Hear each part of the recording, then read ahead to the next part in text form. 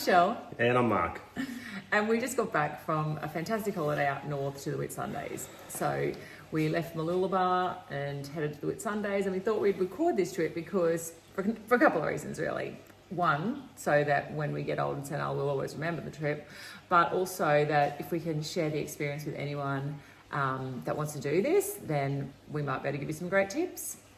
So Yeah, and there's a lot involved in planning a long trip, like 5 weeks, offshore, communication, etc. So yeah, just wanted to talk about how we went through the planning stage on getting ready for having 5 weeks away on our boat.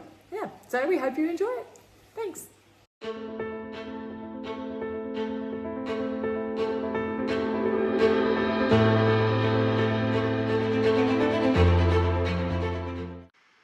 So in this video, we're going to cover the first leg, which is Mooloolaba to Fraser Island.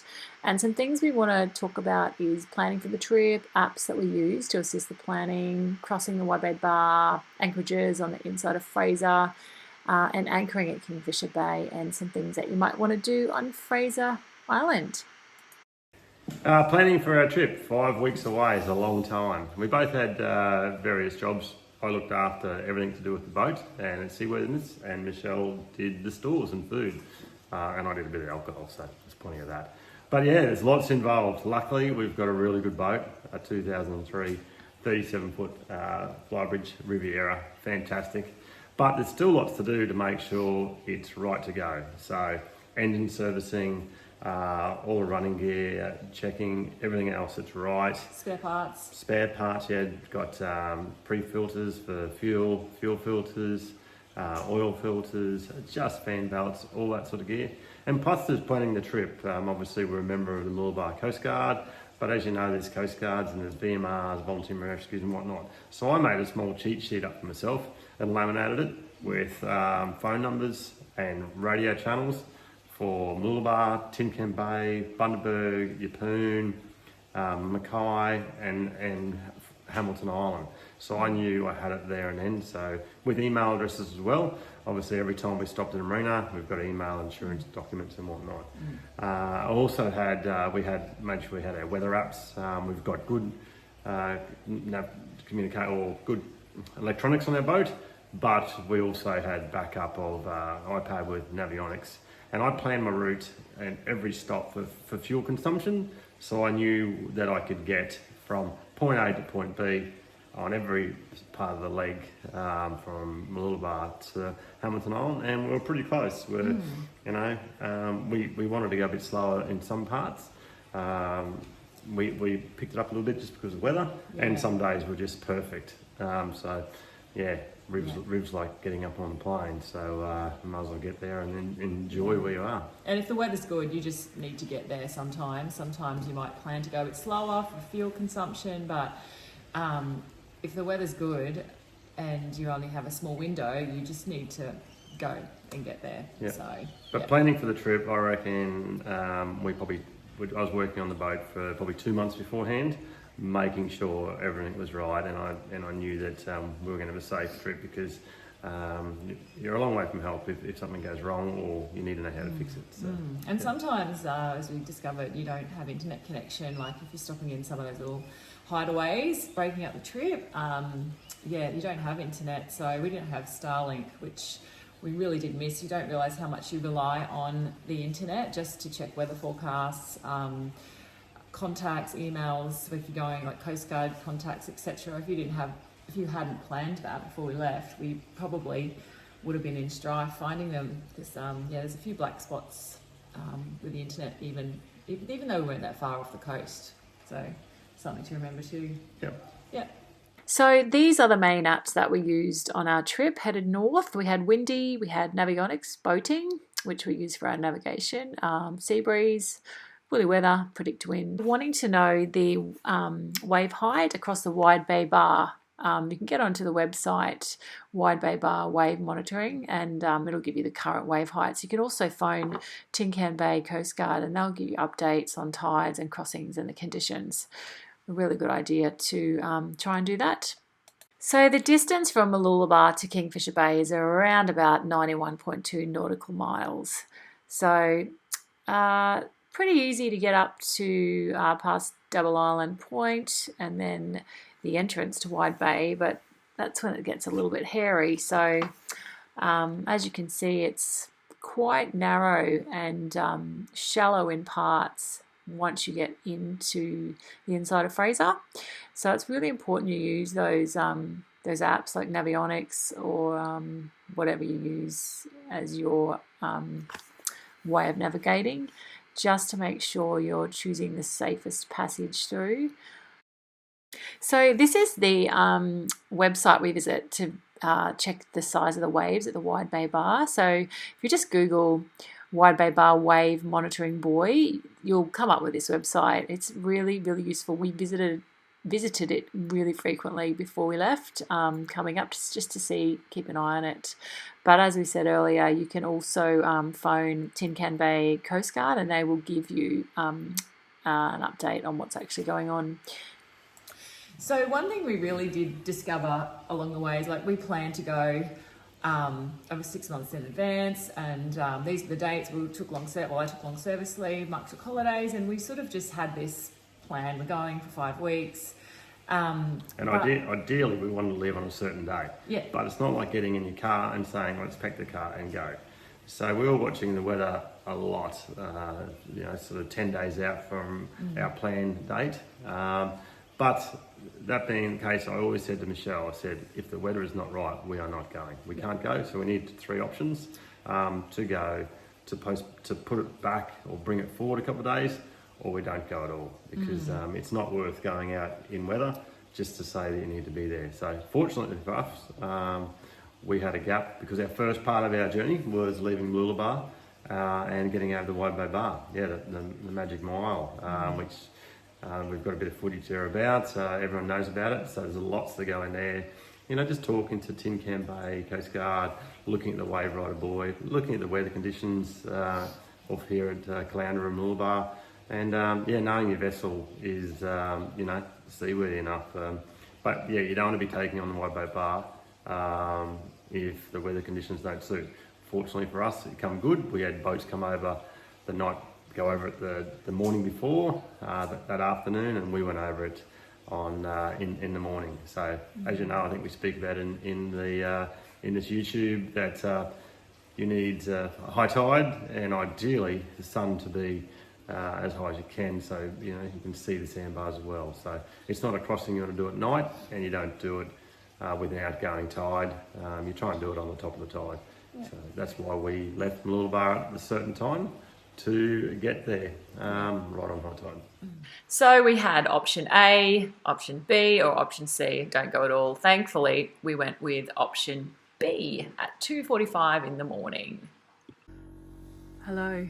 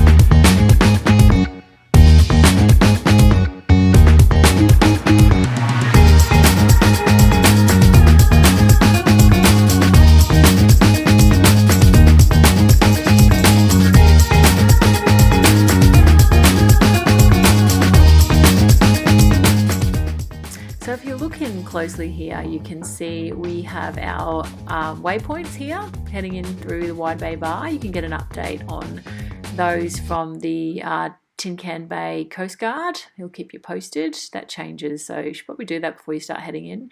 Looking in there, one of the anchorages that's really great is on the inside of Inskip there. So we didn't stay there because we wanted to keep heading north and make some more ground. So we kept going through.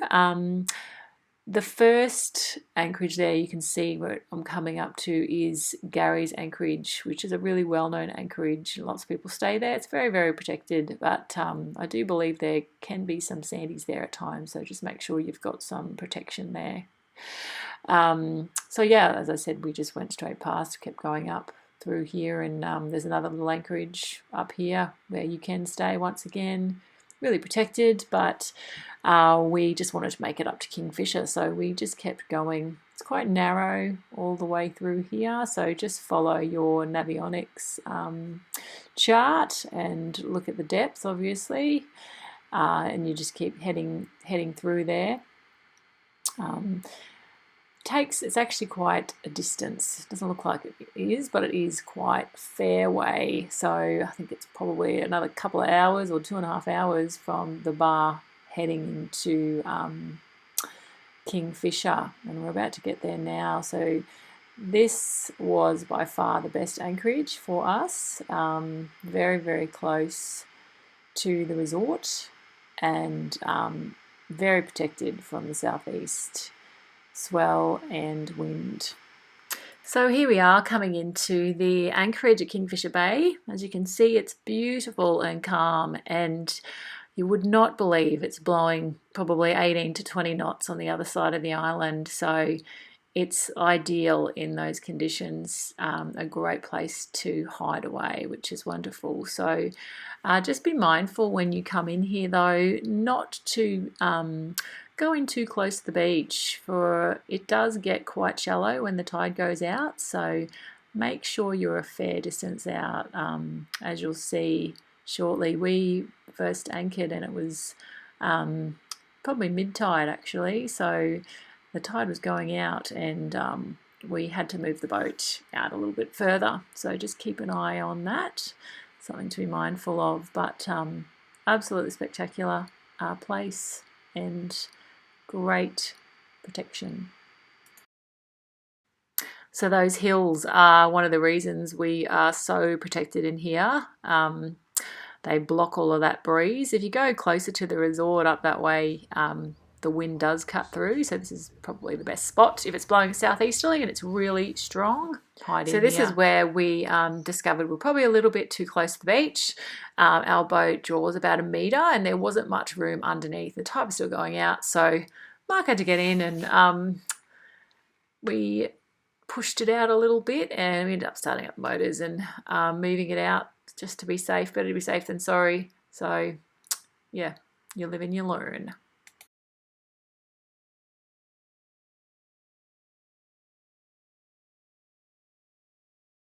Right, this is the Sunset Cafe where you can have a sundowner. As you can see, it's raining. That's where the ferry comes in, or the barge comes in. People coming over from Inskip Point. At least it's cool. It's like they've got fences here, got to keep them closed at all time. Let's keep the dingoes out. Bloody dingoes. Walking up to the Sandbar Bistro.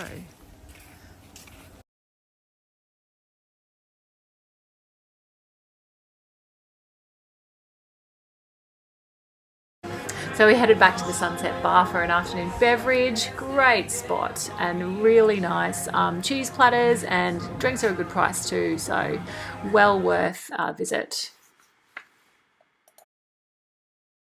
So as you can see, the wind really picked up while we were on the inside of Fraser. It was like 25 knots on the east side, so we were so protected. It's really amazing. You would never know it was howling. Everyone was telling us how terrible it was back home, and it was just so beautiful here. So great, great place to hide.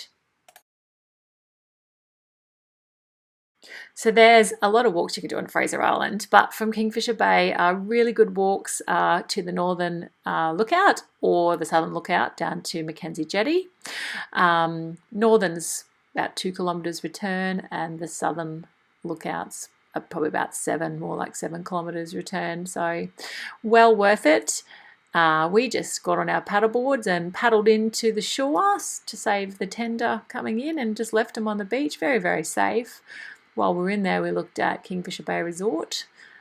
Beautiful spot. It was very quiet while we were in here actually, but you have full use of the pools and the spas and the bars and the restaurants as a boatie, which we thought was fantastic. So as long as you're spending money there, I don't think they mind you at all using their facilities. It's good to support them as well, and yeah, a fantastic place to visit.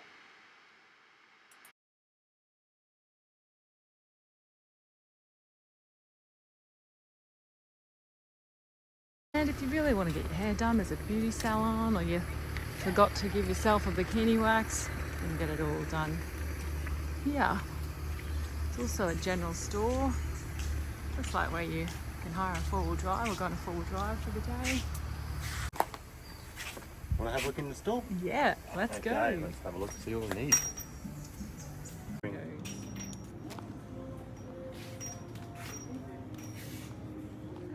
Yeah. Now we're doing a walk up to the lookout. It's actually quite steep, and I am puffing. And here's Mark. I think we're nearly to the top. It's a good little leg workout though, just to get some exercise when you're on a boat. You really need to get off and move so that I can justify sitting around this afternoon.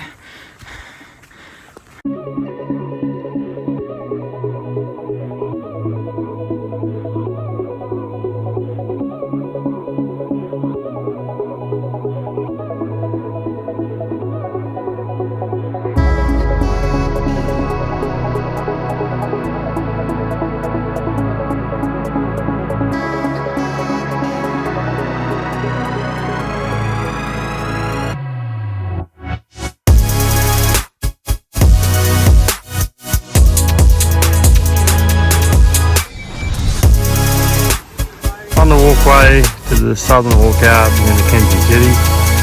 Here we are looking, yeah, west, or a little bit northwest. There she is, in there. Resorts, jetties down there. That's where we're heading tomorrow. Up this way. Over to Bundy. It'll be fun. Here's Shelf with a stick. Get those decoys. I haven't seen one yet.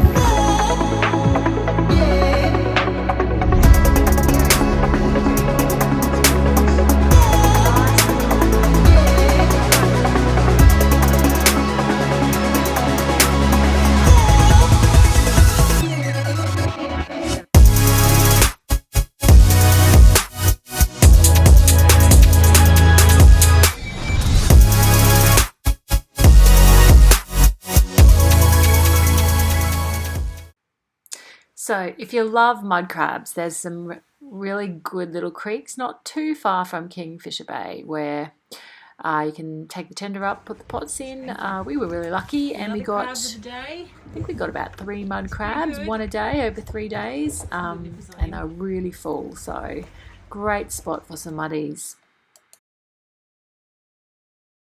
So Mark and I thought we'd go for a walk to Lake Mackenzie. We looked at the sign, 3.5 hours, sounded great. We didn't read where it said this time shown one way only. So we walked about 5.5 k's and then realised that that was only halfway to Lake Mackenzie, which would have made it about a 20k round trip. So we didn't quite make it. This is probably as close as we got to Lake Mackenzie with the water, but anyway, so just be mindful if you're going to do it. It's probably about a 7-hour trip. Yeah, take lots of water.